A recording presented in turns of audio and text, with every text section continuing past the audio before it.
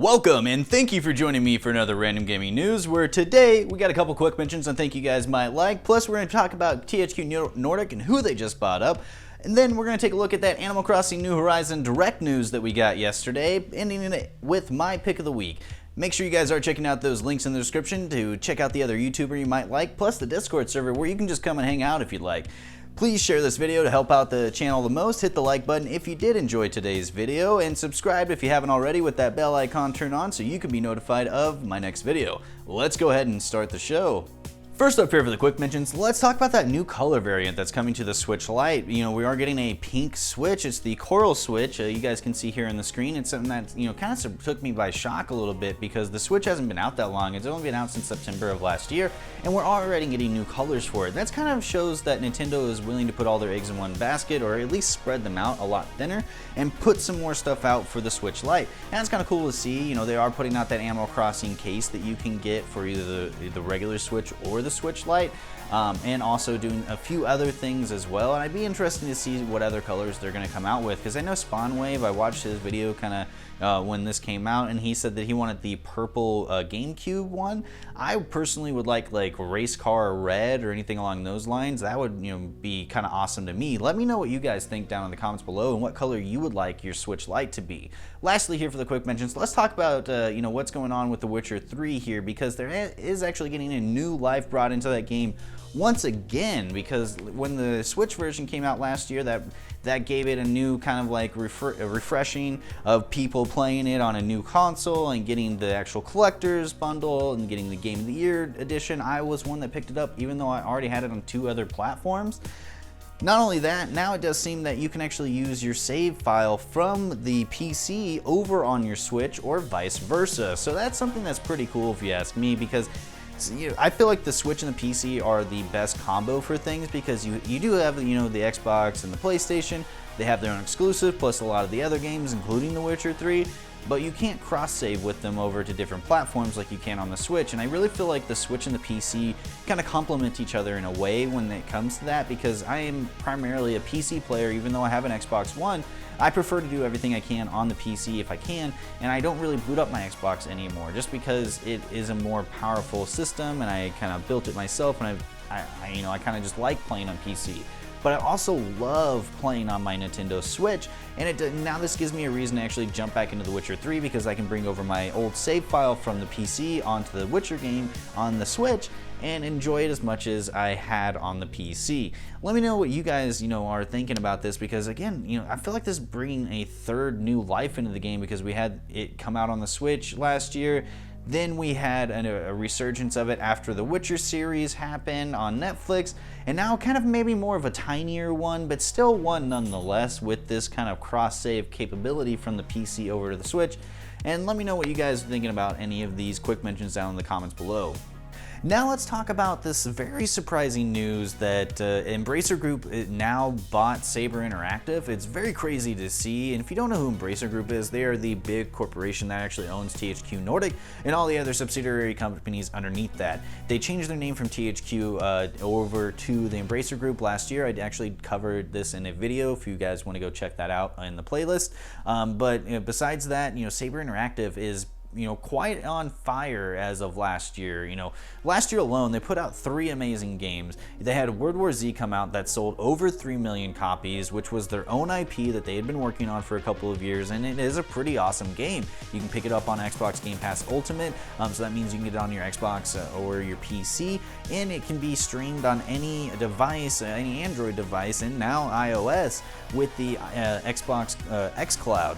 So it's one of those things that it's awesome to see that they're still kicking strong, because they also put out The Witcher 3 last year over on the Switch and Vampire on the Switch, which both kind of brought in a resurgence to those games, that brought in a fresh new player base that showed that those games are actually still viable to make things and do things with. And it's pretty awesome, because they do a lot of great ports. They have a lot of great people there. They have over 600 people, and it does seem that Embracer Group is going to be bringing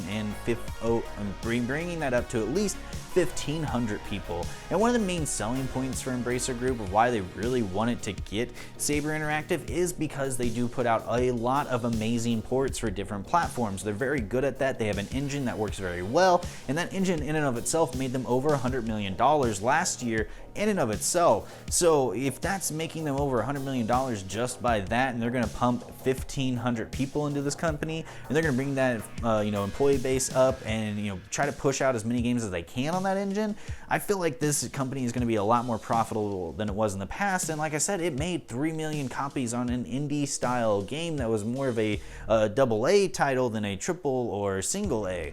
So I'd be very interested to see what Embracer Group is going to be doing from here with Saber Interactive, because they have already stated that they are going to keep it just kind of the way that it is. They just want to give them more power to do the things that they want to do, like pumping in getting their employee base up to 1,500 people, and then adding in more things and structures, and allowing them to do pretty much whatever they want, as long as they keep making great titles like they have been. And I have no doubt in my mind that they'll keep making great titles. I'm sure they'll have bad ones here and there. Not every company is perfect, but they can't have one that's as bad as Fallout 76. So we got to give it to them on that one. But let me know what you guys think about this down in the comments below, because that's very interesting to me that Saber Interactive just kind of came through and is now bought up by Embracer Group. Let's take a look at that awesome direct that came from Nintendo yesterday over Animal Crossing. Now, I'm not going to be going over all the details that happened in that direct. I'll leave a link in the description if you guys want to go check that out. It was over 25 minutes long, and I don't really want to make this video that long in order to tell you all the stuff that's happening in this video. So go ahead and check out the links in the description if you guys want to check that out. There are a couple things that I did want to actually point out. Last week I did talk about how a lot of people were freaking out over Animal Crossing not being able to allow cloud saves, because they didn't know what would happen if their Switch was broken, lost, or anything in between. And it does seem here that they did clear it up a little bit, that you would eventually be able to bring over your save file from the cloud and bring that island back to a new console. But in the fine print of that, they did also state that you can only do it once. So I have to wait and see what actually comes of that. But there was actually something interesting over on the Animal Crossing page for the UK site, and they actually put out a statement that said, "Important notice regarding save data. This game does not support the save data cloud functionality of Nintendo Switch Online. However, the ability to recover Animal Crossing New Horizons save data from the server in the event of console failure, loss, or theft will be available to Nintendo Switch Online members later this year. This game does not currently support the ability to transfer your save file from one Nintendo Switch console to another. However, a function specifically to Animal Crossing New Horizons to move users and save data to another console is planned for later this year." The next thing that I really noticed about the direct here is that the island itself seems like you have a lot of customizable things that you can add to it, like different roadways or stairwells, or they did actually show off making a waterfall on there. So that was actually kind of cool to see that, and that you can add a bunch of different stuff. You can even choose where people's houses are going to be inside of it in and of itself, and it does seem like there's a way to expand the island itself or add different things on there, because they did also allow us to have the ability to expand our houses. So they did give us a lot of customizable things that you can do on there, which will be interesting to see when Animal Crossing New Horizons comes out. And the last thing that I really wanted to point out from the direct that stood out to me is that you can have up to 8 players on your island, but only 4 of them can actually customize the island in and of itself. So you would actually just set 3 of the players to be your best friend, and they would help you customize the island. Although I feel like, if you already have the 8 people there, you should be able to add more than just those 3 other people to your best friends, because it would make it a lot easier to build stuff if you had all 8 of you doing stuff rather than just 4. The other thing here with that is that in order to communicate with them, you will need to use the Nintendo Online app that you download to any smartphone. Besides that, you do your voice and text communications on the app in and of itself, and you can see the actual text communications show up in the game. They did show a little bit of that when they were showing off that function. So I'm very hyped up for this game. It's one of those things that I've been waiting for myself. I love Animal Crossing games. I haven't played one since the Wii, and I would love to dive back into a new one on the Switch, maybe show my kids what's up about Animal Crossing and why it's so awesome. So I can't wait until March 20th and we get to see more of this game. But do check out the actual direct if you guys are interested in all the features that are going to be coming, because there was a lot more and some of the stuff that they talked about for the future. And go check that out. It's in the link, and the link is in the description. You can't miss it. It's going to say the YouTube stuff on there, and it'll be kind of in order with the actual articles and whatnot. So I want to just take a quick second here and update you guys on a story that happened last month where GTA 4 was actually ripped off of Steam with no as indications as to why. Well, it would seem that it is due to the games for Windows Live, where it was just unable to create any more keys when you did purchase the game, since that service has been discontinued by Microsoft back in 2014. So Rockstar is going to be coming out with a GTA 4 Complete Edition, where you can you're going to get Liberty City Stories in it, plus GTA 4, and the game will update the day that releases.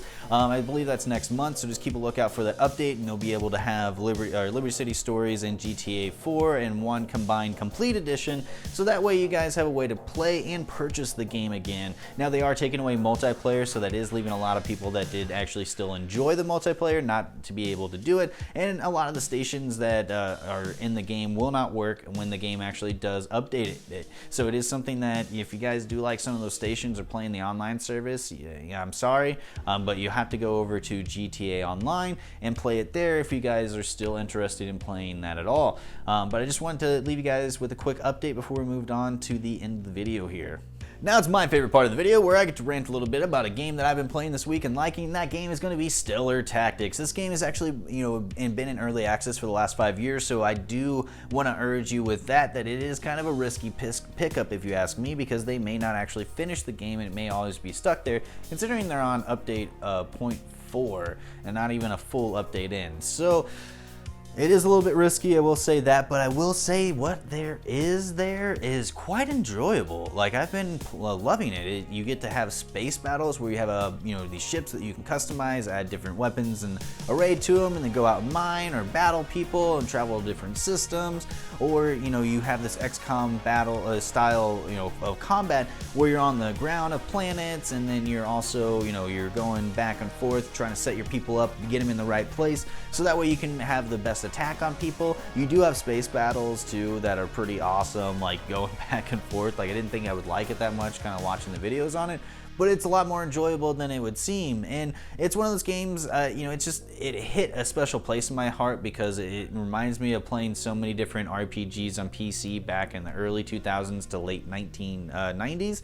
So if you are into that kind of thing, where you want something that kind of fills that nostalgia void that you've been having for games that maybe are kind of like Pillars of Eternity, for example, or like Wasteland, those kind of games, or the first Fallout games, all of those that kind of fit into what Stellar Tactics is trying to achieve.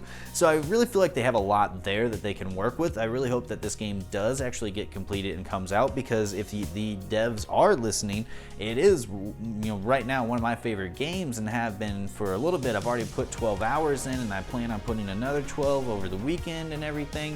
So, let me know if you guys have ever played Stellar Tactics, or, if you're thinking about picking it up now because of this.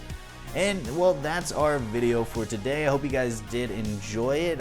Go ahead and leave some comments down in the comments below. Let me know what you guys did think about anything in today's video. Make sure you are checking out the links in the description for that other YouTuber I think you guys might be interested, plus that Discord server you guys can just come and hang out with, and any of the secret links that I leave down there each week.